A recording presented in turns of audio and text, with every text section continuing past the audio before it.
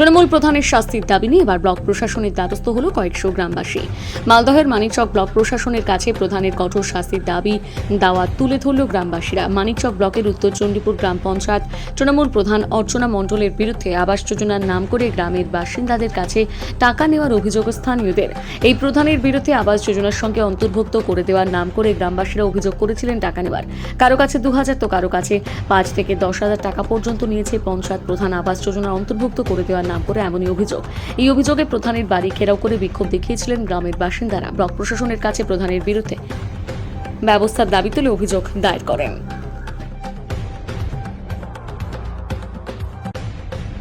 অফিসে কমপ্লেন করেছিলাম। আজকে আমাদের হিয়ারিং এর জন্য সবাইকে গ্রামবাসীকে ডেকেছে আর আমরা এসেছি। আর এই যে হচ্ছে আমাদের হিয়ারিং কমপ্লেন পত্র দেখতে পাচ্ছেন আমার হাতে।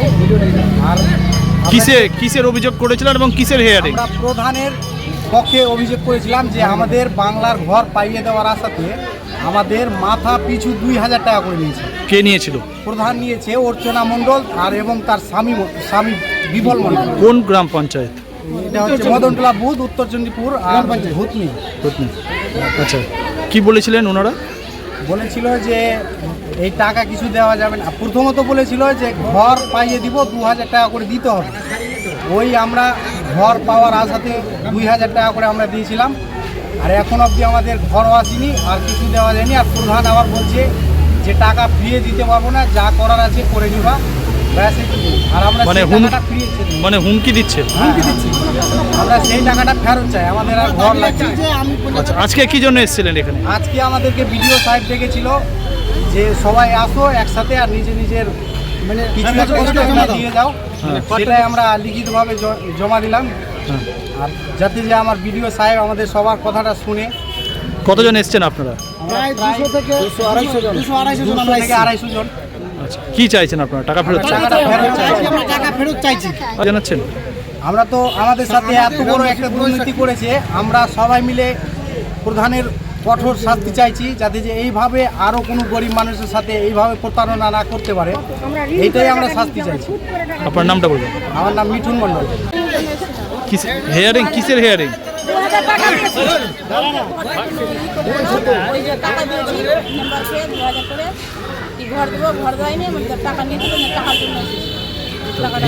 হিয়ারিং এ কে ডেকেছিল? ভিডিও সাহেব কি জিজ্ঞাসা করলো আপনাদের? না, কিছু জিজ্ঞাসা করলো না, শুধু ফর্ম জমা নিয়েছে। আর কি বললেন? আচ্ছা, বলুন। আপনার বাড়ি কোথায়? হ্যাঁ, তিলকতলা। আপনার মতো কতজন স্থানীয় বাসিন্দারা এসছে এখানে? কি বলেছিল আপনাদের প্রধান আর ওর স্বামী?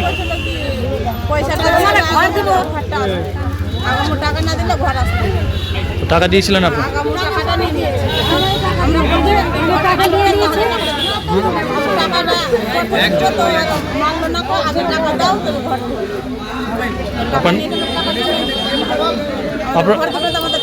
আপনারা কি চাইছেন?